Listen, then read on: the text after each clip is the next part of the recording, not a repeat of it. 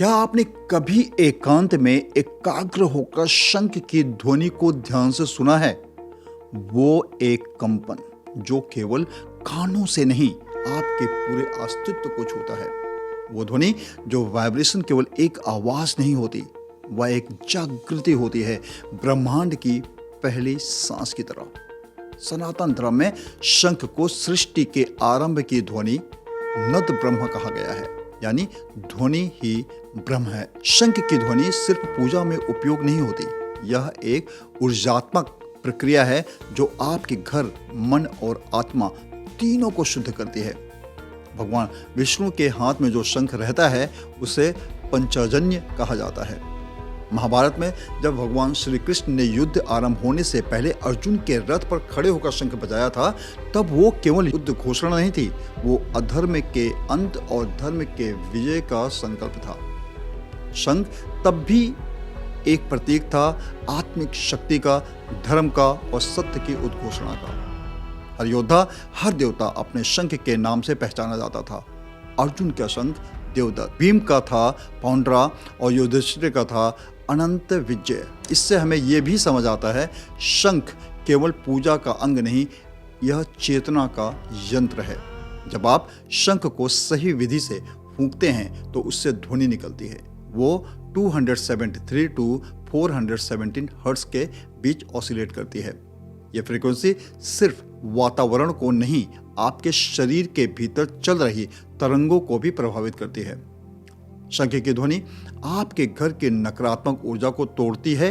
यह low frequency vibration जैसे डर, चिंता, तनाव, इन सब को बाहर निकाल देती है। यही कारण है कि शंख बजाने के बाद मन शांत हो जाता है और शरीर हल्का महसूस होने लगता है। यह नेचुरल साउंड थेरेपी है जिसे हमारे ऋषियों ने हजारों साल पहले ही समझ लिया था। मुख्य रूप से शंख दो प्रकार के माने जाते हैं। वामावर्ती शंख, लेफ्ट ट्विस्टिंग।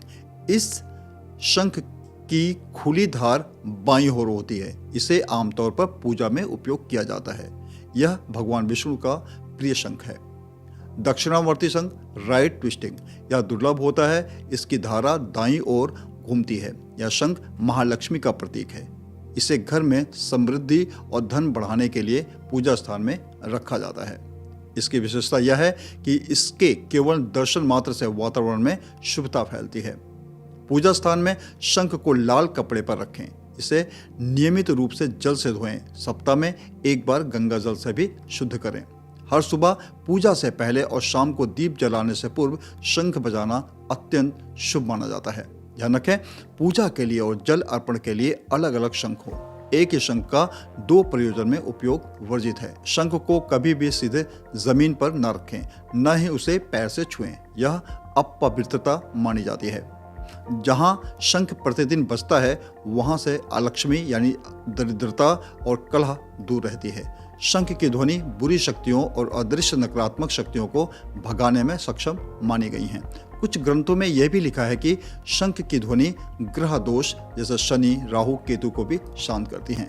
शंख बजाने से आपके फेफड़े एक्सपैंड होते हैं, जिससे सांस की बीमारियां कम होती हैं, गला साफ होता है, स्पीच में स्पष्टता आती है और आपका नर्वस सिस्टम एक्टिव रहता है।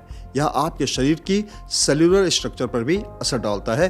हर वाइब्रेशन आपकी कोशिकाओं तक पहुंचती हैं। इसलिए शंख एक आध्यात्मिक ही नहीं, एक चिकित्सा यंत्र भी है। सनातन धर्म की हर वस्तु में विज्ञान और श्रद्धा दोनों होते हैं। शंख उन पवित्रम प्रतीकों में से एक है जो आपको ब्रह्मांड की ऊर्जा से जोड़ता है।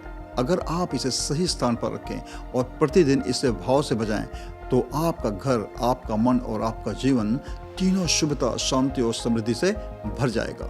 अगर आपको यह जानकारी उपयोगी लगी हो तो इस वीडियो को लाइक करें, अपने प्रियजनों से शेयर करें और चैनल को सब्सक्राइब करना ना भूलें। मैं डॉक्टर अनिल खरे फिर मिलूंगा एक दिव्य ज्ञान, एक और सनातन रहस्य के साथ। तब तक के लिए शंख की तरह पवित्र रहें, ऊर्जा से भरपूर रहें।